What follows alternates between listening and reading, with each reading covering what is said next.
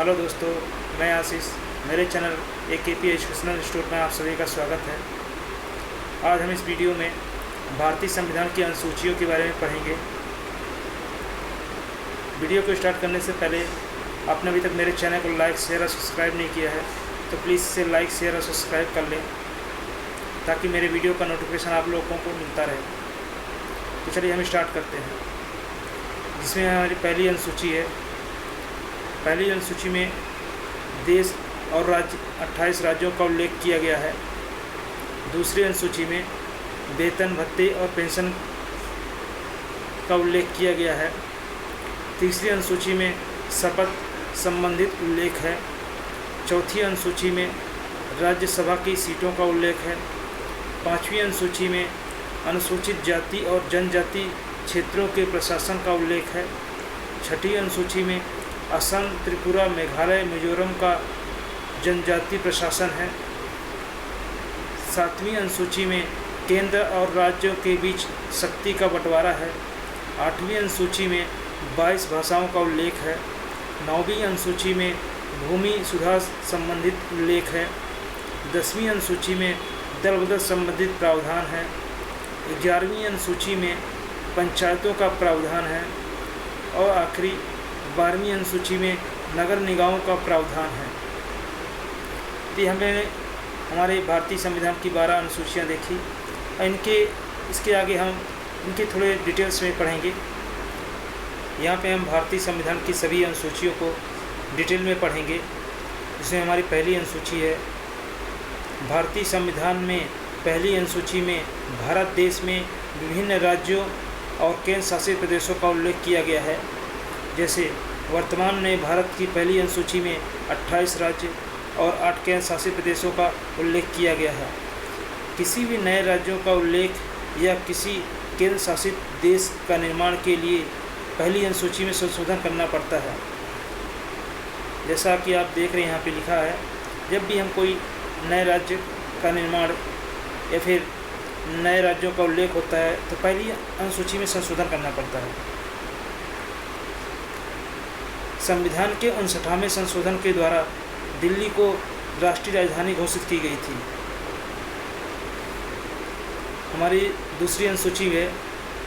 भारतीय संविधान की दूसरी अनुसूची में पदाधिकारियों जैसे कि राष्ट्रपति, राज्यपाल, लोकसभा अध्यक्ष, उपाध्यक्ष, राज्यसभा के सभापति, उपसभापति, विधानसभा अध्यक्ष, उच्च न्यायालय एवं सर्वोच्च न्यायालय के न्यायाधीश, कैग आदि को प्राप्त होने वाले वेतन, भत्ते और पेंशन का उल्लेख किया गया है। यहाँ पर मुख्यतः प्रमुख पदाधिकारियों के वेतन, भत्ते और पेंशन का उल्लेख किया गया है। संक्षिप्त में कहें तो दूसरी अनुसूची में विभिन्न पदाधिकारियों के वेतन, भत्ते और पेंशन का उल्लेख किया गया है। हमारी अगली तीसरी अनुसूची। तीसरी अनुसूची में संविधान के तीसरी अनुसूची में विभिन्न पदाधिकारियों जैसे कि मंत्री, उच्च न्यायालय और सर्वोच्च न्यायालय के न्यायाधीश आदि के द्वारा ली जाने वाली शपथ ग्रहण के लिए तीसरी अनुसूची में प्रावधान किया गया है। संक्षेप में कहें तो तीसरी अनुसूची में शपथ से संबंधित है। हमारी चौथी अनुसूची है। भारतीय संविधान के चौथी अनुसूची में राज्यसभा में विभिन्न राज्यों से सीटों का निर्धारण किया गया है। यह बहुत ही ज़्यादा महत्वपूर्ण है, जिसमें यह निर्धारण किया जाता है कि किस राज्य से राज्यसभा की कितनी सीटें आएंगी। चौथी अनुसूची बहुत महत्वपूर्ण मानी जाती है क्योंकि यहाँ पे राज्यसभा की सीटों का निर्धारण किया जाता है चौथी अनुसूची में। हमारी अगली पाँचवीं अनुसूची। पाँचवीं अनुसूची में विभिन्न अनुसूचित और अनुसूचित जनजाति के क्षेत्रों का प्रशासन और नियंत्रण के बारे में उल्लेख किया गया है। यह क्षेत्र भारत के कई राज्यों में फैले हुए हैं, जिनके प्रशासन संबंधी जानकारी पाँचवीं अनुसूची में दी गई है। हमारी अगली छठी अनुसूची। छठी अनुसूची में संविधान की छठी अनुसूची में असम, मेघालय, त्रिपुरा और मिजोरम राज्यों की जनजातियों की प्रशासन के बारे में प्रावधान किया गया है। यह अनुसूची भी महत्वपूर्ण है। याद रखने के लिए आप असम, त्रिपुरा, मेघालय, मिजोरम, ATMM इस शब्द से याद रख सकते हैं। मुख्यतः छठी अनुसूची में असम, मेघालय, त्रिपुरा और मिजोरम राज्यों की जनजातियों के प्रशासन के बारे में उल्लेख किया गया है। हमारी अगली अनुसूची है 7वीं अनुसूची। संविधान की 7वीं अनुसूची केंद्र और राज्यों के बीच में विभिन्न शक्तियों के बंटवारे के बारे में जानकारी देती है। यह बहुत ही ज़्यादा महत्वपूर्ण है। 7वीं अनुसूची में ही 3 सूचियां का प्रावधान किया गया है, जो कि इस प्रकार हैं। पहली है संघ सूची, दूसरी राज्य सूची और तीसरी समवर्ती सूची। जैसा कि आप देख रहे हैं यहाँ पे 7वीं अनुसूची में केंद्र और राज्यों के बीच शक्तियों का बंटवारे के बारे में उल्लेख किया गया है और इसमें 3 प्रमुख सूचियाँ होती हैं, जैसा कि आप यहाँ पे देख रहे हैं। एक संघ सूची है, दूसरी राज्य सूची और तीसरी समवर्ती सूची। आगे हम इनके बारे में डिस्कस करेंगे। जिसमें पहली है संघ सूची। संघ सूची में उल्लेखित सभी विषयों पर कानून बनाने का अधिकार सिर्फ केंद्र सरकार या संसद के पास होता है।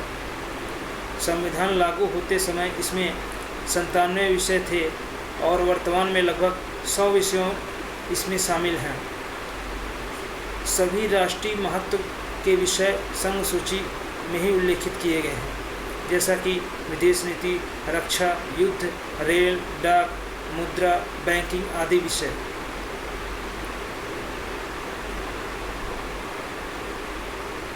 जैसा कि आप यहाँ पे देख रहे हैं, संघ सूची यह कहता है कि इसमें सभी कानून केंद्र सरकार या संसद के द्वारा ही बनाए जाएंगे। शुरू में इसमें जो बना था, इसमें 97 विषय थे और वर्तमान में अभी 100 विषय इसमें शामिल किए गए हैं। अगली है राज्य सूची। राज्य सूची में दिए गए विषय पर कानून बनाने का अधिकार राज्य सरकार या विधानमंडल का होता है। यह कानून अलग अलग राज्यों में अलग अलग हो सकते हैं, क्योंकि विधानमंडल अलग अलग होती है। राष्ट्रीय हित से संबंधित होने पर केंद्र सरकार भी राज्य सूची के विषय में कानून बना सकती है। आपातकाल के समय राज्य सूची के सभी विषयों पर कानून बनाने का अधिकार है संसद के पास होता है, लेकिन वह आपातकाल खत्म होने के 6 माह तक ही मान्य रहता है। जैसा कि आप यहाँ पे देख रहे हैं, राज्य सूची के विषयों पर जो भी कानून बनाने का अधिकार होता है मुख्यतः राज्य सरकार या विधानमंडल का होता है, और यह हर राज्यों के अलग अलग हो सकता है, क्योंकि हर राज्यों का विधानमंडल अलग अलग होता है। और आपातकाल के समय सभी विषयों पर कानून बनाने का अधिकार संसद के पास होता है, जो आपातकाल के खत्म होने के 6 माह तक ही मान्य रहता है राज्य सूची में। संविधान के लागू होते समय इसमें कुल 66 विषय थे, लेकिन वर्तमान में इसमें 61 विषय हैं। इसमें कुछ 5 विषयों को इससे हटा दिया गया है। राज्य सूची में शामिल प्रमुख विषय हैं, जैसे कि पुलिस, जेल, स्थानीय प्रशासन या शासन, कृषि आदि सभी विषयों जो राष्ट्रीय हित के नहीं हैं, ये सारे विषयों को राज्य सूची में शामिल किया गया है। अगली है समवर्ती सूची। समवर्ती सूची में उल्लेखित विषयों पर कानून बनाने का अधिकार राज्य और संघ दोनों के पास होता है, यानी कि इसमें विधानमंडल भी कानून बना सकती है तथा संसद भी कानून बना सकती है, लेकिन दोनों के कानून में विपरीत होने पर संसद का कानून ही मान्य होगा। समवर्ती सूची को ऑस्ट्रेलिया के संविधान से लिया गया है। संविधान के लागू होने के समय समवर्ती सूची में 47 विषय थे, लेकिन वर्तमान में 52 विषय हैं। इसमें कुछ प्रमुख विषय जैसे कि विवाह, तलाक, शिक्षा, बिजली, वन आदि, इन सारे विषयों को समवर्ती सूची में रखा गया है। यहाँ पर कुछ विषयों को राज्य सूची से हटाकर समवर्ती सूची में डाला गया है। अगली अनुसूची 8वीं अनुसूची है। संविधान के सबसे महत्वपूर्ण अनुसूची 8वीं अनुसूची है। संविधान की 8वीं अनुसूची में भाषाओं का उल्लेख किया गया है। वर्तमान में 8वीं अनुसूची में कुल 22 भाषाएं शामिल की गई हैं। जब संविधान लागू हुआ था तब मूल रूप से 8वीं अनुसूची में 14 भाषाएं थी, लेकिन वर्तमान में इसमें 22 भाषाएं हैं। इसमें समय समय पर कुछ भाषाओं को जोड़ा गया, जैसे कि 1967 में 21वें संविधान संशोधन के द्वारा सिंधी भाषा को 8वीं अनुसूची में जोड़ा गया। 1992 में 71वें संविधान संशोधन के द्वारा मणिपुरी, कोंकणी, कोंकणी और नेपाली भाषा को इसमें जोड़ा गया। 2003 में इसमें 92वें संविधान संशोधन के द्वारा इसमें मैथिली, संथाली, डोगरी एवं बोडो भाषाओं को संविधान की 8वीं अनुसूची में शामिल किया गया। संसद संविधान में संशोधन करके किसी भी नई भाषा को 8वीं अनुसूची में जोड़ सकता है तथा इससे हटा सकता है। जैसा कि आप यहाँ पे अभी हमने देखा, अभी वर्तमान में हमारी 22 भाषाओं को हमारी 8वीं अनुसूची में शामिल किया गया है और संविधान जब लागू हुआ था तो 14 भाषाएं थी और समय समय पे इसमें नई भाषाओं को जोड़ा गया और संविधान के संशोधन द्वारा इन नई भाषाओं को जोड़ा जा सकता है और हटाया भी जा सकता है। हमारी अगली अनुसूची है 9वीं अनुसूची। संविधान की 9वीं अनुसूची संविधान के पहले संविधान संशोधन के द्वारा 1951 में जोड़ी गई थी। इस अनुसूची के तहत संपत्ति के अधिग्रहण का उल्लेख किया गया है। खास बात यह है कि 9वीं अनुसूची में शामिल विषयों को न्यायालय में चुनौती नहीं दी जा सकती है। वर्तमान में लगभग इस अनुसूची में 284 अधिनियम शामिल हैं। जैसा कि हमने देखा, यहाँ पे 9वीं अनुसूची को संविधान के पहले संविधान संशोधन के द्वारा 1951 में जोड़ा गया था। यह पहला संविधान संशोधन था भारतीय संविधान का। हमारी अगली अनुसूची है 10वीं अनुसूची। संविधान की 10वीं अनुसूची में 92वें संविधान संशोधन द्वारा 1985 में जोड़ी गई थी, जिसमें दल बदल की से संबंधित प्रावधानों का उल्लेख किया गया है।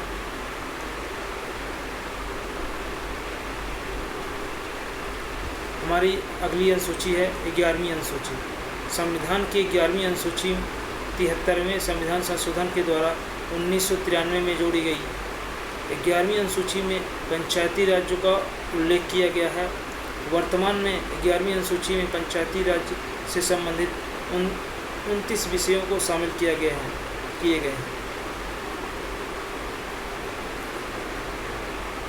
हमारी अगली और आखिरी अनुसूची है 12वीं अनुसूची।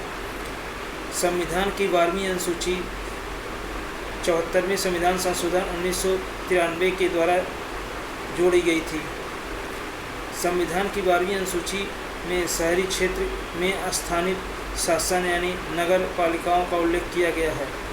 12वीं अनुसूची में वर्तमान में नगर पालिकाओं के पास में 18 विषय शामिल किए गए हैं। जो हमारी 12वीं अनुसूची है, इसमें नगर पालिकाओं का उल्लेख किया गया है, नगर पालिकाओं को जोड़ा गया है। तो हमारे भारतीय संविधान की 12 अनुसूचियाँ थी, जिसको हमने यहाँ पे डिस्कस किया। तो यह वीडियो आपको मेरा कैसा लगा प्लीज़ कमेंट करके बताइएगा। और आपने अभी तक मेरे चैनल को लाइक, शेयर और सब्सक्राइब नहीं किया है तो प्लीज़ इसे लाइक, शेयर और सब्सक्राइब कर लें, ताकि मेरे वीडियो का नोटिफिकेशन आपको मिलता है। Thank you.